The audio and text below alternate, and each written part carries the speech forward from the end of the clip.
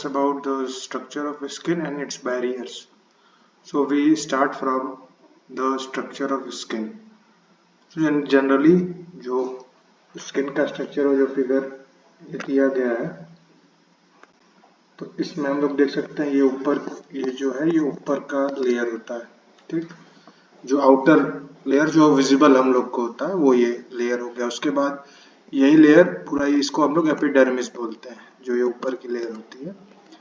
उसके बाद फिर ये वहां से एपिडर्मिस से नीचे तक हमारी डर्मिस आती है यहाँ तक। उसके बाद फिर लास्ट में हाइपोडर्मिस, या जिसे सबक्यूटेनियस बोलते हैं। तो जनरली अब इसमें हम लोग को ये जो 3 लेयर है, इन तीनों लेयर के बारे में एक ब्रीफ में स्टडी, क्योंकि एग्जाम में हमें अगर स्ट्रक्चर ऑफ स्किन आता है तो उसका स्किन का स्ट्रक्चर प्लस तीनों लेयर के बारे में एक ब्रीफ डिस्क्रिप्शन छोटे में हम लोग लिख सकते हैं। तो हम लोग स्टार्ट करते हैं एपिडर्मिस से। तो यहाँ पे लिखा है कि एपिडर्मिस पहला पॉइंट। तो एपिडर्मिस जो है कि जनरली हमारा हम लोग कह सकते हैं कि सेल्फ रिन्यूइंग है। जैसे ऊपर की स्किन हम लोग की सेल्फ रिन्यूइंग होती है, जो अपने आप मतलब अगर उस पर चोट भी लग जाता है या ड्राई स्किन के बाद स्किन रप्चर हो जाती है तो खुद से वो रिन्यू हो जाती है। तो उसका मतलब है रिन्यूइंग, सेल्फ रिन्यूइंग, खुद से रिन्यू हो जाती है। स्ट्रेटिफाइड स्क्वेमस एपिथेलियम, मतलब जो एपिथेलियम टिश्यू जो ये उसमें होते हैं वो स्ट्रेटिफाइड स्क्वेमस टाइप के होते हैं। स्ट्रेटिफाइड स्क्वेमस एक टाइप है, मतलब एक क्लासिफिकेशन होता है जो एपिथेलियम का, तो उसमें आता है स्ट्रेटिफाइड स्क्वेमस टाइप के इसमें सेल्स प्रेजेंट है, ठीक है, जो कि पूरे आउटर सरफेस को कवर करते हैं, ठीक है। अब इसमें है कि एपिडर्मिस 2 पार्ट में होता है, स्ट्रेटम कॉर्नियम और बाइवल एपिडर्मिस। तो स्ट्रेटम कॉर्नियम इसे हम लोग हॉर्नी लेयर और डेड सेल्स भी बोलते हैं। तो जनरली जो आउटर मोस्ट लेयर है यही होती है हमारी स्ट्रेटम कॉर्नियम। ये रेट लिमिटिंग बैरियर की तरह भी काम करती है, तो एक बैरियर भी होगा, आगे अभी हम लोग और पढ़ेंगे। और ये रिस्ट्रिक्ट करती है outward and inward movement of the chemical substances. तो केमिकल सब्सटेंसेस का मतलब आउटवर्ड इनवर्ड, मतलब अंदर थ्रू द स्किन एब्जॉर्प्शन भी और आउटवर्ड भी उसका बाहर की तरफ जाना, तो दोनों चीज को ये रिस्ट्रिक्ट करती है। और जो ये इसका जो बैरियर नेचर है ये जनरली इसलिए होता है क्योंकि इसमें क्या है कि 75 to 80% प्रोटीन है, 5 to 15% लिपिड है और बाकी 5 to 10% ऑन्डेस्ट्रॉन है। तो ये सब का जो एक कॉम्प्लेक्स, ये पूरे मतलब 3 टाइप के जितने भी केमिकल्स हैं इसमें, मतलब प्रोटीन, लिपिड्स और ऑन्डेस्ट्रॉन, तो इस सब की कंस्टिट्यूएंसी के हिसाब से इसका बैरियर का नेचर रहता है कि ज़्यादा प्रोटीन है तो मतलब उस प्रोटीन वैसे ड्रग को ये रेस्ट्रिक्ट मतलब नहीं करेगा जो उसके लाइक होते हैं, और जो उसके अनलाइक होंगे तो उसको वो रेस्ट्रिक्ट करेगा। और स्ट्रेटम कॉर्नियम जो जनरली 10 mm थिक होता है और जब ये ड्राई होता है, ठीक है, लेकिन जब ये स्वेल हो जाता है तो उससे सेवरल टाइम बढ़ जाता है। मतलब एक तरीके से अगर हम लोग की स्किन जो है कि ड्राई रहती है तो उसका वो 10 mm थिक होगा, और जब उस पर कुछ वाटर कंस्टिट्यूएंट ज़्यादा हो जाएंगे, चाहे हम लोग कुछ लोशंस, मतलब उसको हम लोग आउटर नरिशमेंट जब देते हैं तो वो हाइड्रेट फुल्ली हाइड्रेट हो जाएगा। जैसे हम लोग बॉडी लोशन है और कुछ भी जितने भी टाइप के क्रीम्स हैं जिसमें ज़्यादा हाइड्रेशन रहता है, इसमें जितना ज़्यादा वाटर कंटेंट रहता है तो लगाएंगे तो स्वेलिंग होगी, तो जाहिर सी बात है कि उसका एरिया बढ़ जाएगा। फिर नेक्स्ट वन है वाइबल एपिडर्मिस। तो वाइबल एपिडर्मिस में जनरली ये जो है कि एक पॉइंट ये हो गया कि सबसे पहला पॉइंट की है हमारे स्ट्रेटम कॉर्नियम के नीचे होती है, बीनीथ द स्ट्रेटम कॉर्नियम। इसकी थिकनेस जो है वो 0.06 mm से जो आईलिड पे होते हैं, आईलिड पे 0.06 mm होता है, और पाम से मतलब हमारे हथेली या पैर के मतलब जो निचला भाग होता है उस पे जो है जनरली पाम्स यहाँ लिखा दोनों चीजें हो जाएंगे, लेकिन पाम्स में जनरली 0.8 mm होता है, मतलब हाथ के पाम्स, मतलब जो जो आपका हथेली होती है जिसे वो जो थोड़ा हार्ड होता है स्किन के उल्टी तरफ, जिस तो इसीलिए यहाँ पे ये ज्यादा थिक होता है। आईलिड्स पे 0 पॉइंट, क्योंकि आँख की स्किन हम लोग को फील टच भी करेंगे तो ये काफी मोटी होती है और आँख की पतली होती है, इसीलिए ये इसका मतलब थिकनेस जो है वेरी करता है। और इसमें भी जनरली 4 टाइप के लेयर होते हैं, stratum, lucidum, granulosum, basal layer. इसमें mitosis, generally mitosis of cells मतलब होता है माइटोसिस का प्रोसेस, जो कि जनरली हमेशा मतलब हमारे जो एपिडर्मिस उसको रिन्यू करता है, ठीक है। और जो हमारे सेल्स डेड हो जाती हैं हॉर्नी लेयर से, वहां से तो उसको उसका कंपनसेशन करता है। मतलब सीधा सा ये बात है कि जैसे कि अगर हमारा ये एपिडर्मिस हमारा ये एपिडर्मिस है, एपिडर्मिस के इधर दो पार्ट में नीचे है, जिसमें जैसे कि आपका हो गया स्ट्रैटम कॉर्नियम, फिर आ जाएगा हमारा वायबल एपिडर्मिस। अब इसमें भी नीचे 4 पार्ट में होता है ऐसे करके। तो जो नीचे वाला लेयर होता है, जो ऊपर की हमारी जो स्किन डिग्रेड होती रहती है, जो कि रप्चर होती रहती है, इसमें यहाँ पे दिया हुआ है कि वो डेड सेल्स मतलब स्किन हमेशा वो रिकवर होती रहती है। तो नीचे का बेसल लेयर का काम यहाँ माइटोसिस होता है, जिससे कि ऊपर की लेयर है जो हमारी है वो रिन्यू करता रहता है, तो इसका ये काम है। और जनरली हम लोग इसमें एक चीज समझ सकते हैं कि एपिडर्मिस है, तो एपिडर्मिस सबसे आउटर मोस्ट पार्ट हो गया, ठीक है। एपिडर्मिस के बाद डर्मिस, तो लिख सकते हैं हम लोग कि एपिडर्मिस के नीचे डर्मिस होता है, तो एक पॉइंट हमारा यही सीधा सीधा बन जाएगा। और लास्ट ये पॉइंट है सबक्यूटेनियस, सबक्यूटेनियस ये लिख सकते हैं कि वो डर्मिस के नीचे है, तो एक एक पॉइंट हम लोग को ये मिल जाएगा। और एक चीज और, अगर फिगर हम लोग अच्छे से पढ़ लेंगे तो ये हम लोग लिख सकते हैं कि एपिडर्मिस में जो भी हम लोग ने पढ़ा हो तो ठीक है। डर्मिस में हम लोग देख रहे हैं कि यहाँ पे सीबेसियस ग्लैंड है, ठीक है, एरेक्टर पिली मसल्स है, ये सब चीजें हैं। तो इसके हम लोग ये लिख सकते हैं कि डर्मिस में ये सब भी प्रेजेंट रहता है। मतलब लिखने के लिए एग्जाम में तो 3 पॉइंट ऐसे ही अगर हम लोग फिगर को पढ़ते हैं तो याद ऑटोमेटिकली ही हो जाएगा। हम लोग नेक्स्ट बढ़ते हैं डर्मिस की तरफ। डर्मिस क्या है, इसमें वही लिखा है कि जस्ट बीनीथ द, जो भी हम अभी बताया कि जस्ट बीनीथ द एपिडर्मिस, ये 3 to 5 mm थिक लेयर होती है, ठीक है। जनरली इसमें कनेक्टिव टिश्यू होता है, जो कि जिसमें कि मेनली इसमें blood vessel, lymph vessels and nerves, ये सारी चीजें होती हैं, ठीक है। ये क्या करता है, provide nutrients and oxygen to skin, skin को एक न्यूट्रिशन ऑक्सीजन प्रोवाइड करता है उसके नरिशमेंट के लिए, और टॉक्सिन्स और वेस्ट प्रोडक्ट को रिमूव भी करता है। तो ये यहाँ पे ये चीजें होती है। उसके बाद इसमें दिया हुआ है कि अगर ट्रांसडर्मल ड्रग डिलीवरी सिस्टम के टर्म्स में देखें तो ये लेयर जनरली एक एसेंशियल जेल्ड वाटर है। जैसे इसमें क्या है कि, और ये मिनिमम बैरियर होती है ड्रग डिलीवरी के लिए।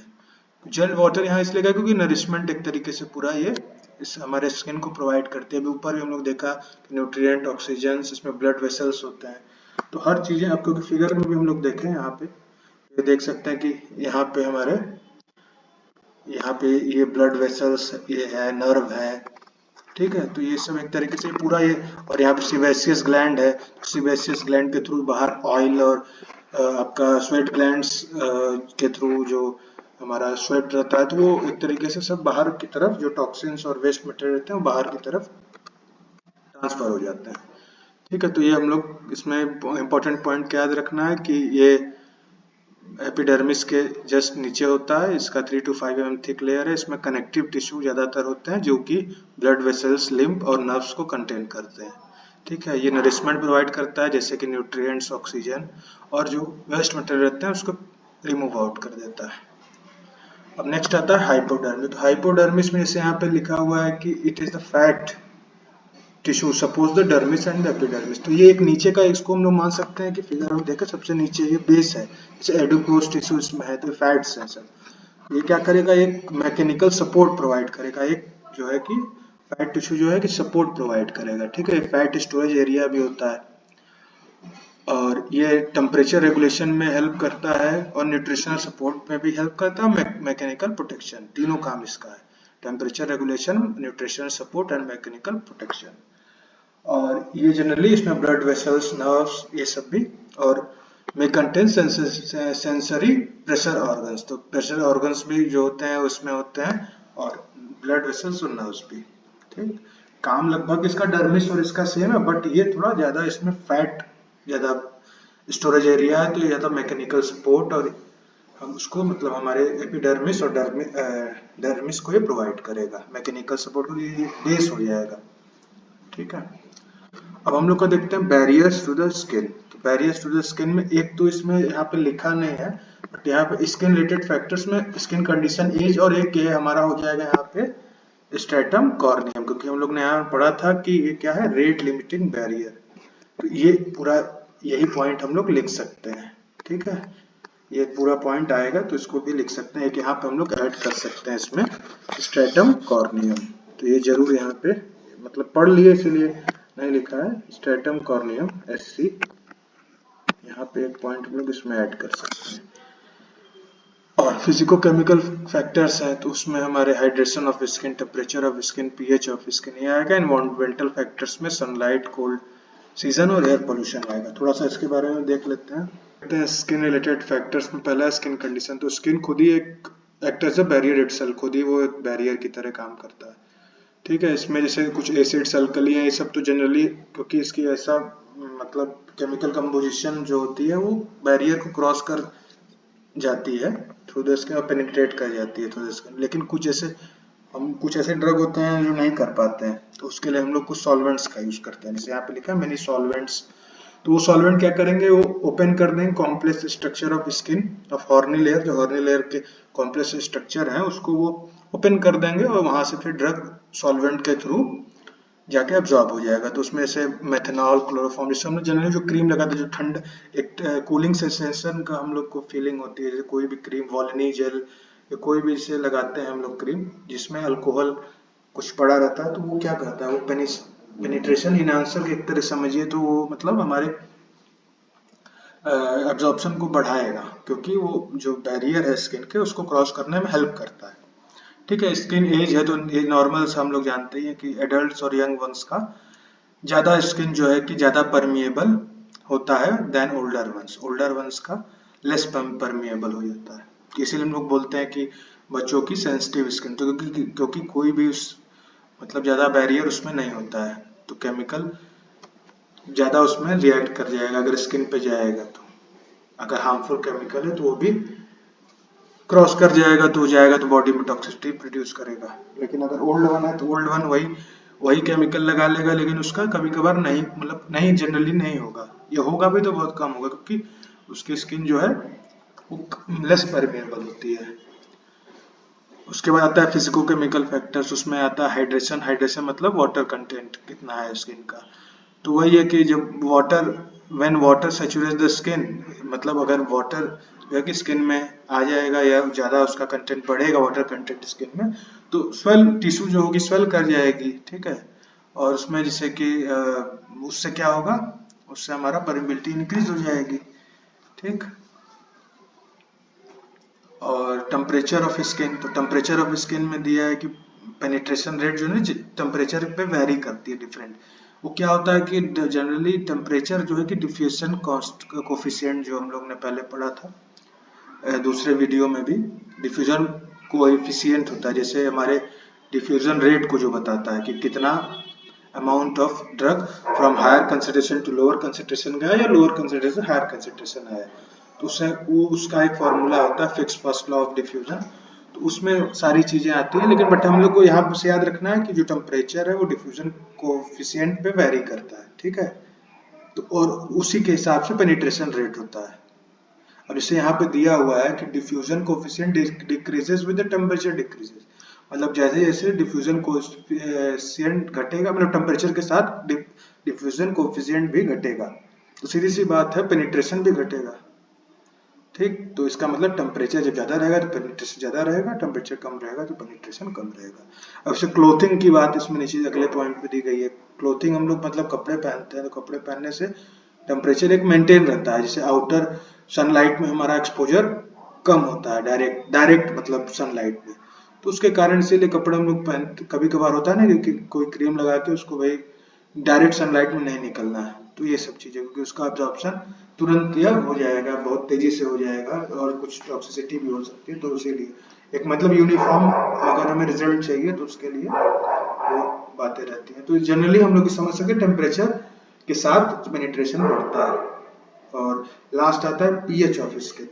तो पीएच ऑफ स्किन मतलब आपका हो गया कि जैसे कि क्या पीएच, जैसे कि वो पीएच का यहाँ पे मतलब हो जाता है कि पीके वैल्यूज जो होती हैं, हम लोग हेंडरसन हैसलबर्ग इक्वेशन भी आता है आगे पुराने वीडियो में भी है, उसका लिंक इसमें डिस्क्रिप्शन में दे दिया जाएगा।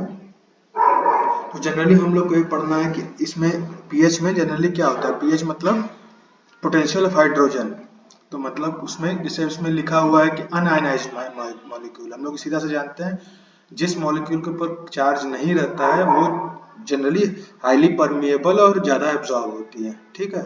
और जो इसीलिए हम लोग वीक एसिड और वीक बेस का यूज़ करते हैं, क्योंकि वो लोग जनरली डिसोसिएट हो जाएंगे और मतलब at their pH and pK value, ठीक। तो इसीलिए वीक एसिड वीक बेस हमेशा ड्रग का यूज होता है। तो इसीलिए हम लोग ये कह सकते हैं कि unionized are highly penetratable drugs, if the drug is unionized their penetration rate is high, and if the drug is ionized its penetration rate is slow, ठीक है। नेक्स्ट आता है एनवायरमेंटल फैक्टर। तो सनलाइट इसमें आता है। सनलाइट अभी हम लोग ने पढ़ा कि सीधी सी बात है, सनलाइट में ब्लड वेसल्स जो है वो थोड़ी थिनर हो जाती हैं, और ब्रूजिंग मतलब थोड़ी सी जैसे स्किन रैप्चर हो जाती है। ब्रूजिंग मतलब हो गया कि उसमें थोड़ा सा इन्फ्लेमेशन आ जाएगा, तो उससे परमेशन बढ़ जाएगा। कोल्ड सीजन है तो कोल्ड सीजन में हम लोग जानते हैं कि स्किन जो है इची और ड्राई स्किन हो जाती है, जिससे कि ऑयल प्रोडक्शन ज़्यादा होता है। तो ऑयल प्रोडक्शन होगा तो जनरली हम लोग ये समझ सकते हैं कि ऑयल ज़्यादा होगा तो पेनिट्रेशन भी कम हो जाएगा, क्योंकि जनरली जब स्किन से ज़्यादा ऑयल निकल रहा है तो वो उल्टा मतलब निकल रहा है। अभी हम लोग को इधर से हम लोग को लगाएंगे तो जितना कंपनसेट उतना नहीं कर पाएगा, ठीक है। तो इसीलिए हम लोग कह सकते हैं कि कोल्ड सीजन में थोड़ा अब्जॉर्प्शन कम हो जाता है। और एयर पोल्यूशन है, एयर पोल्यूशन से जनरली क्या होता है, एयर पोल्यूशन से हमारे जो पोर्स हैं वो क्लॉग हो जाते हैं, जैसे डर्ट पार्टिकल से और जितने भी एयर में पॉल्यूटेंट्स प्रेजेंट हैं, तो उससे एक्ने और स्पॉट्स हो जाते हैं, ठीक है। मतलब उसमें जैसे क्या होता है कि कोई अगर एक डॉट मतलब हमारा कोई बैक्टीरिया डेवलपमेंट, स्किन में कुछ नेचुरल बैक्टीरिया भी होते हैं, तो अगर वहाँ पे पोर्स हमारे क्लॉग हो जाएंगे तो नीचे से ऑयल प्रोड्यूस होगा, तो वो क्या करते हैं, जो बैक्टीरिया रहते हैं उस ऑयल को फीड करने लगते हैं, उसको खाने लगते हैं। अब उसको खाएंगे तो फिर वहाँ पे उसका जनरेशन और बैक्टीरिया होगा, वो बैक्टीरिया जनरेशन होने से वहाँ एक्ने हो जाएगा, तो उससे भी हमारे पेनिट्रेशन रेट वो इफेक्ट होता है। तो इसी तरह हम लोग का खत्म होता है। So like, subscribe, share for more videos.